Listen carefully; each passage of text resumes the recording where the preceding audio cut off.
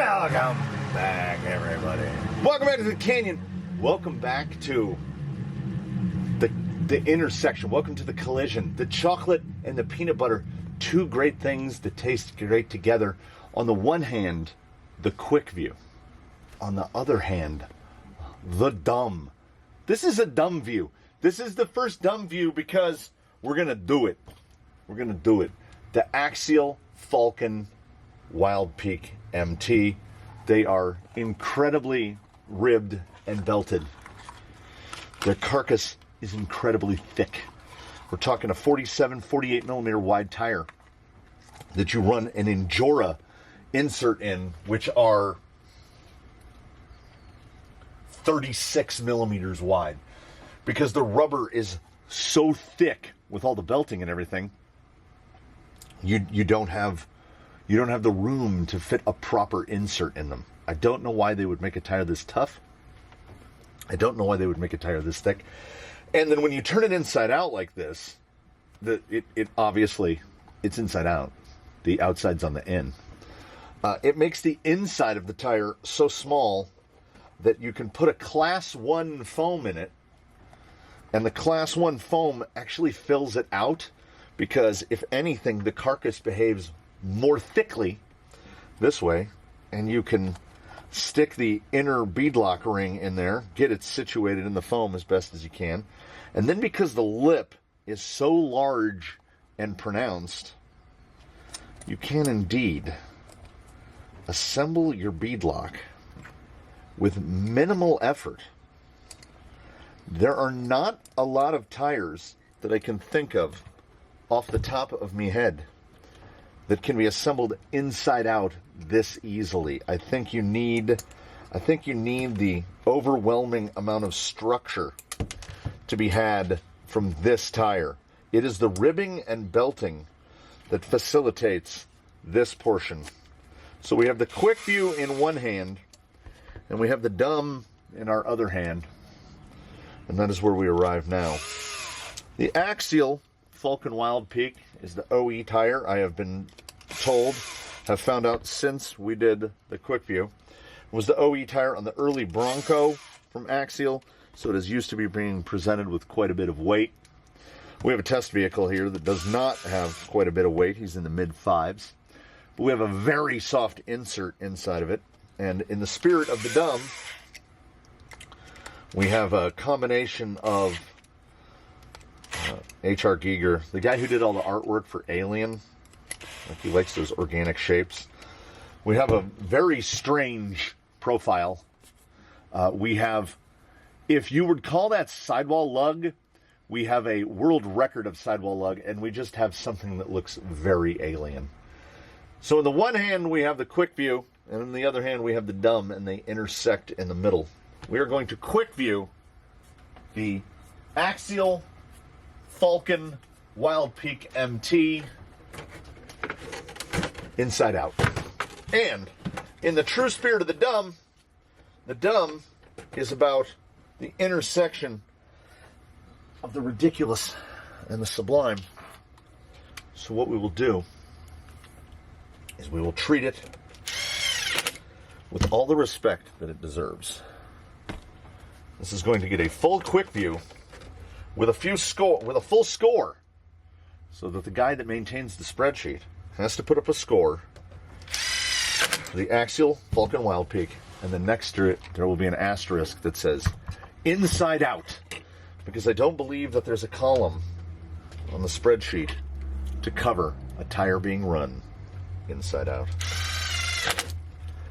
Honestly, if I was gonna forecast and prognosticate, this tire scored somewhere around a 94 in OE configuration, and that was a somewhat adjusted score because it's a tire that doesn't have a predominance, an overwhelming quantity of forward drive, but it does really well almost in spite of itself.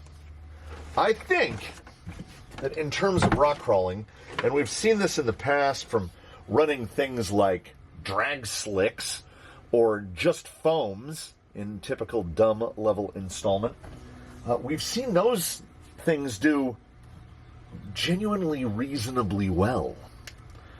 So here we have a tire where we've moved the thickness, we've moved the inflexible portion to the inside.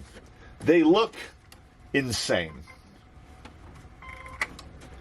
I honestly think it is slim, but not non-existent. It is extant the word? It exists, is extant the act of existing? There exists the possibility that this will, if not be not worse than the Wildpeak, correct side out, there is this slim possibility it could be better. Because in terms of sidewall lug, I don't think you can find one with more prominent a sidewall lug. And the rubber on the inside is going to act softer than when they're running their conventional mode. The real question is going to be PSI, is going to be contact patch, because the contact patch is wild. And the shoulder roll, what are we going to see for shoulder roll? But the shoulder is very firm because there are inside-out tire lugs in there. I'm excited. I'm excited because we've never mashed a quick view and a dumb together. The Dumbview, the quick dumb. No, Dumbview is better. The Dumbview. Let's go do the thing. Now, to ensure that the spreadsheet man is paying attention all the way through this thing, on the tire sizer they measure 125 by 51, which is both wider and taller than right side out, which I guess, I mean, does that make sense? They turn the lugs inward. But they're very tall across the middle. There's about a 19 millimeter wide strip across the top where actually I think traction is going to come from. Yeah, when the traction stops, it stops.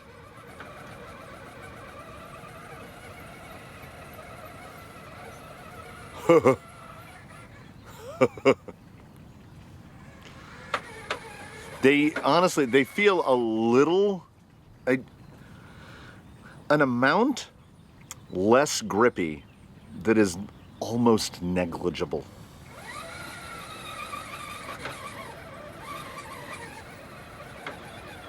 So get across right here, and it just doesn't quite have enough to pull over in the spot that I wanted to, and there should be way less traction here. There should be way less traction here because the contact patch is so small. Not even going to try the straight pullover. We're just going to go the shuttle, cut back right. Now I got a double shuttle here and pull over this lip here if it will do it. I would classify them as kind of shooty. They're a little shooty, like you've got nothing grabs. So the compound is the same on the inside and the outside. I feel like we're having a Drax moment. I figured he would be softer on the inside. It's the same step. Why would it be softer on the inside? Oh, it's... If this were a proper tire, it would almost border on the infuriating, because I almost feel like the grip, I feel like the total available grip went up when they got turned inside out. But the traction profile just got weird. It will grab and not grab of its own accord. Like you almost feel like the tire has taken control a little bit. And on top of that, they're just so weird looking. It's so close to the proper side out test. I've been calling them Neckloff, which I realize is Falcon Neckloff, Falcon, and Neckloff. I know that's backwards and these are inside out, but I don't know how to say Falcon inside out.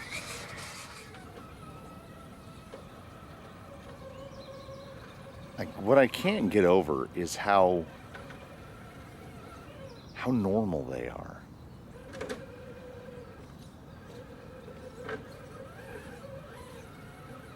Look at this. What? I have foggy, distant memories of the standard quick view of this tire. Anything that's happened over 45 minutes ago, I don't remember, and that happened a while ago. So that's it, like this. Give it a little English. That seems better. Okay, we'll go straight shot, and then we'll go the outside.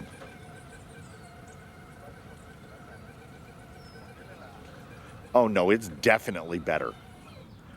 It's actually better. It has to be. I love side lug. I'm a side lug guy.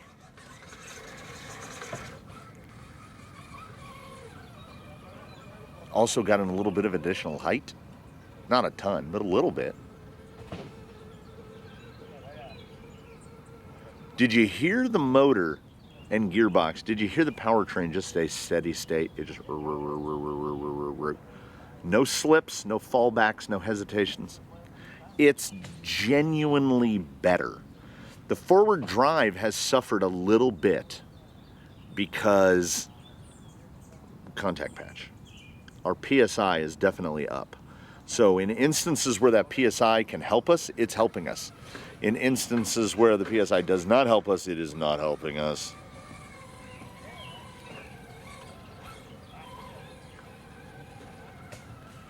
Pretty responsive to different throttle input levels. Oh, and then if there's some place where you want to use the side, get all the way out.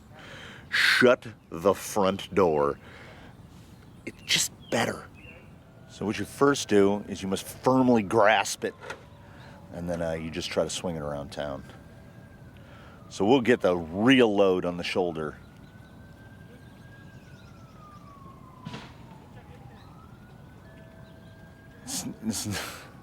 This is not happening.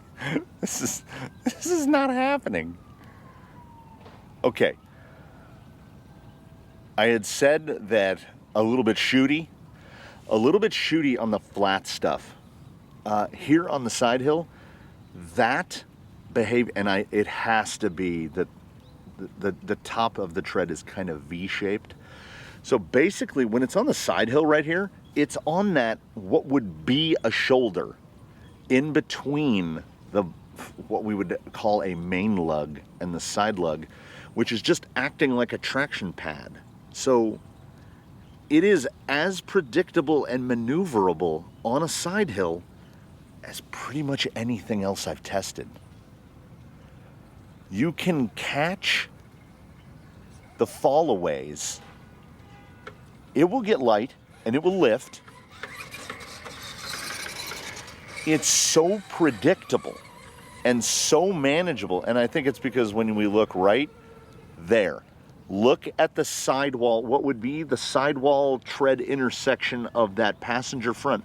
It's basically parallel with the ground below, which means the sidewall, and we're not even on the sidewall, the transitional phase between sidewall and the kind of pointed out donut-like main tread, very ballooned out in the middle,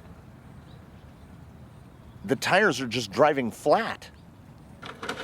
So it's not collapsing.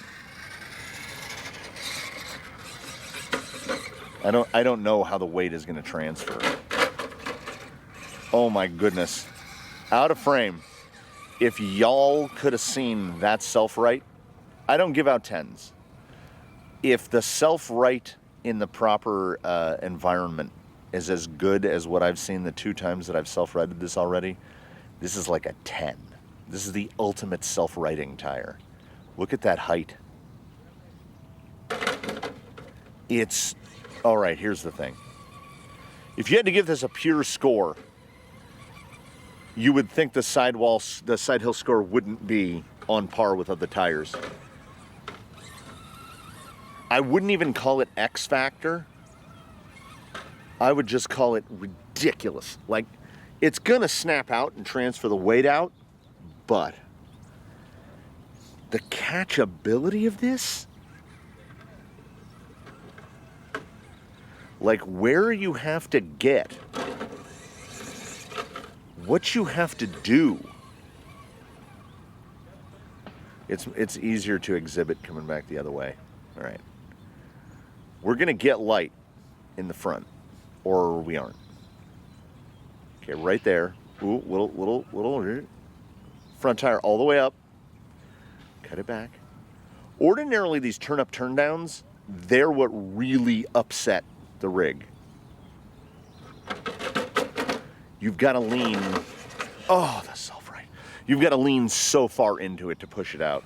It is, again, confounding because the number that it should get, just based on the, like, if you're comparing against all other things, is very different than the number that this tire gets reviewing it purely on its own merits.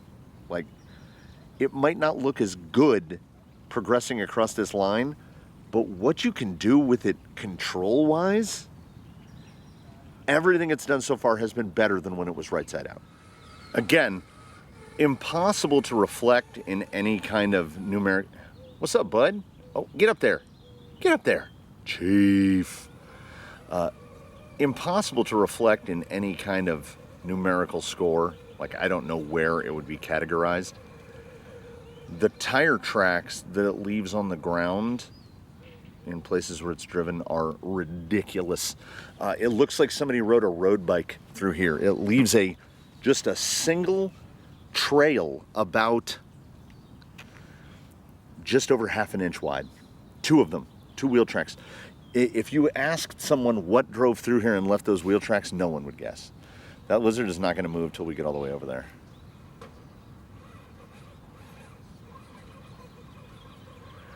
Oh, it's not even side lug. It's side... You got to see that one. It's side rib. And the amount, I'm not kidding. I am not kidding you. In any forward drive instance where any of the side rib gets to engage, basically, if this thing was just ribbed and not belted, if it didn't have the X's in the middle, it would be even better. It's wild. So right here, all we have to do, get a tire over and then crank that steering so that you can get those ribs involved. Who doesn't love ribs? Oh, stupid good.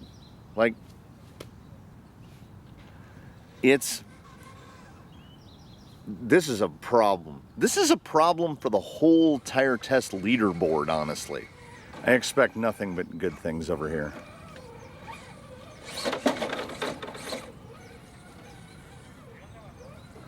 The side rib is the real speed secret here.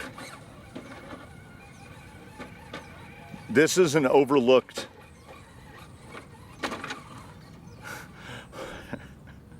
We're in a thing that doesn't... Nobody makes a ribbed tire. There are bar tires and pin tires. Apparently, we just need tires with crossbars all the way that go from bead to bead. I don't know how that caught. Yeah, let's go this way.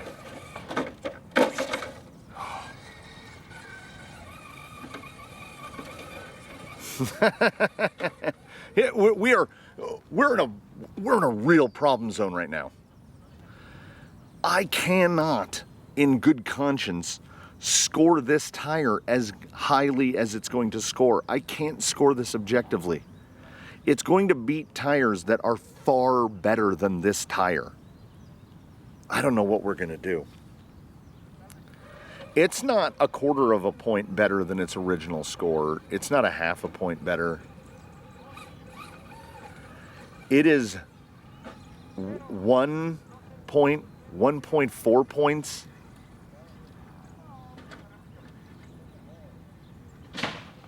that I thought for a split second that was going to pull all the way back. This makes no sense.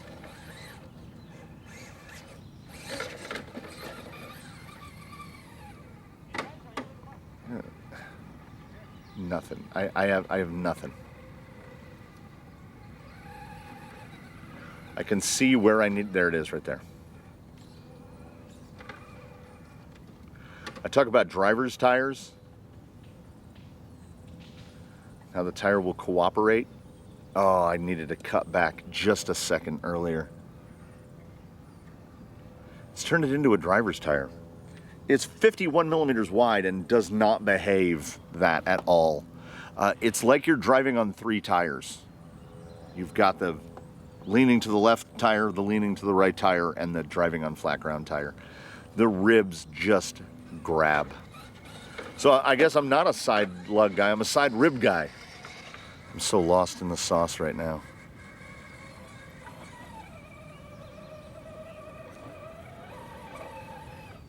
Like, that's, wait, hold on. Soft side. Yeah, that's like a mid 96. That's a mid 96 performance there. Back to the regular side, right side. Grab it, pull it. It is the opposite of a typical pin tire. Pin tires seem to do their due by just leaving the sidewall smooth. This does all the do by not leaving the sidewall smooth at all. The lack of forward drive or non-overwhelming amount of forward drive is brought to us by the fact that on flat vertical acceleration like this, the center of the tread belt is, your contact patch is like 12, 14 millimeters wide and chipped like an X. You get any side rib engaged, and away it goes. I am curious, what's our bounce going to be? Substantial. There's a lot of energy return from those inside-out lugs. But you know what it is? It's pretty straight. It bumps pretty straight. I don't know.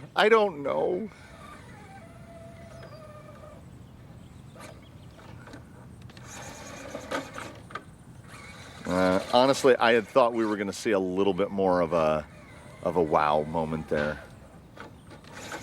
More like that. And because their contact patch is so narrow, your turning circle is even tighter. I thought I could get a little burp out of it. Right there. Yeah. Okay, so it's self-right. It lives in the catch, where you're gonna, let's see if we can do one here. Right here. Right there. You can catch it out. Its actual self-right is like top 10%. 10th percentile? Top 10th percentile. Not like, oh my God, but way better than it should be. The secret is in the sauce is in the ribs. The unanswered question today will be, well, how will they resist loading? I don't know. Look at that pull. Any side rib engagement just pulls. And I think in really loose, I think these will actually do pretty well. Ooh, they do dig though. They do dig though. But like, I think these would do remarkably well on like sand, because very wide and that like V shape, I think the V shape will sink to a certain point and then just glide.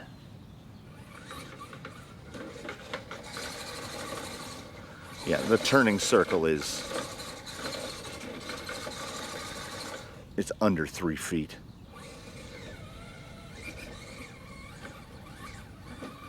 Even when the rear end starts to get kind of bound up, You get that front tire flipped over.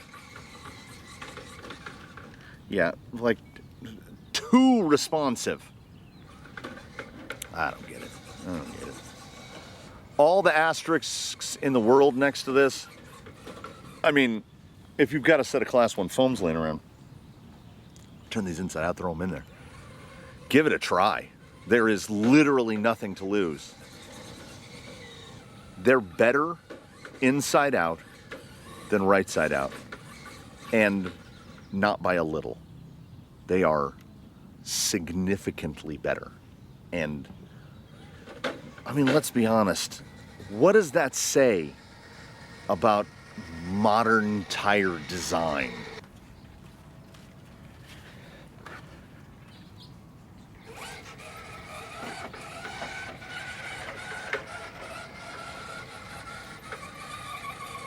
I'm not sure there's a way to do this like fairly. I cannot in good conscience give these the score that they've numbered out to. Basically, they would be. Let me hold on. I had it open a minute ago. They would be. Gotta scroll sideways. They would be top 12 on the board, just based on the numbers. But I think we may have struck something incidentally. They don't have enough forward drive to generate that score. What they do have is a surprising amount of lateral grip and side hill ability and control, positionability. It's all very weird. So this, we're gonna do wet, and we're gonna do it almost purely for the pursuit of academia, because, oh man, what if they don't get worse on the wet? What if they're just about the same?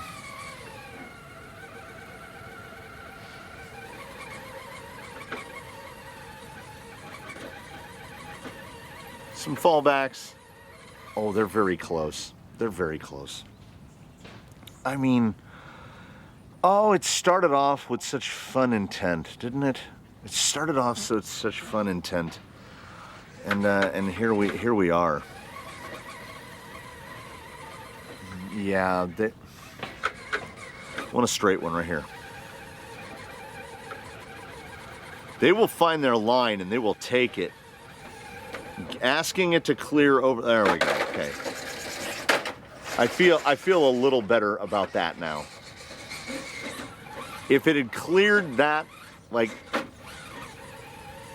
I may be a little lenient in some of the scores.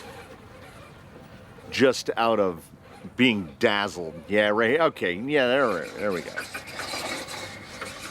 It is still shooty. They're a little weird. Okay, they're a lot weird. Let's be fair about it. There we go. We get a little water into them. They get a little silly. Okay. I have a conclusion. Don't think that I haven't arrived at a conclusion, because I have. That conclusion is this: the Axial Falcon Wildpeak MT is better across the board inside out than it is right side out. Which is, I mean, I don't know. How do you categorize that? It was better enough that it would either be in 12th or 13th place if we just went purely off of the scores, and I can't. This is a Dumbview, so I get to make up the rules. So what we're gonna do is we're gonna go to the position of this, the normal quick view on the board, and we are going to subtract 1 point away from that score. I believe it was a 94.4. That is now a 93.4, and we are going to give this tire a 94.4. I am sort of comfortable with giving this a 94.4. Sort of. I don't want to do it, but there it is. I cannot score it lower than the 94.4 that it was originally given. But I also cannot give this a 95 or a 96 or any number higher than a 94.4 because that's insane. I think that the versatility of this tire in this setup is very small. This is what you do for the shens. It's for the laughs, and it has no right to be as good as it is. But here we are, the Dumbview. In moving forward, let us hope that things fall into a more predictable pattern, because I thought it would be fun. I thought it might be a little better at one thing or another. I didn't think it would be better at everything. So by virtue of it being better at everything, we are going to lower the score that it got right side out. How often do you test a tire both right side out and inside out? And then we're going to give that score back to the tire inside out. So inside out is better than right side out. And I cannot upscore both. So this is where we sit. 94.4. I'm not 100% happy with it. But it's actually lower than the numbers it got from the actual testing. So objectively speaking, on baseline, they're actually a little better than a 94.4. Even saying it's insane. How can it be? How could it be? But it is. Honestly, I think if you took these to the belt sander and sanded off the X's in the middle and just left the ribs on the sides, I think they might even get a little better still. And as the tires aren't explicitly super great for anything else, like you can do better, don't buy these. Never buy these. If you already have a set, turn them inside out and put some Class 1 foams in them. They get a begrudging 94.4 from me because who would do this? But you can't argue it. They did all of the things that were asked reasonably well. I don't know. I don't know where to leave this. I don't know how to end this. The Dumbview is a problem.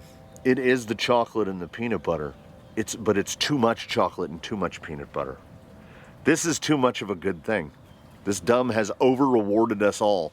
Thanks to the people in comments, primarily Miata Commuter of the comments, Osmium Level Canyon supporter, who wouldn't leave me alone and was like, run them inside out, run them inside out. And I was resistant. I was hesitant. And then here we are in a pickle, brought to us by the channel members, and just what happened. Like, that tire works better inside out than it does right side out. Well, thank you anyway, everyone. Thank you so much for watching. Thank you for joining us here in the canyon for this installment of The Dumb. I look forward to seeing you in our next installment of whatever that might be. And in between now and when we meet again, please, one and all, do your very best. Have a good one, everybody. We will see you next time here from the canyon. Baseline and I, he is more baffled than I am, because he has had to test actual tires sold by actual brands that are terrible. And you take a set of OE's takeoffs, turn them inside out, put some JConcepts cast off Class 1 single stage foams in them, and they beat the tire in normal mounting. Shouldn't ought to be, but sometimes it do be like that.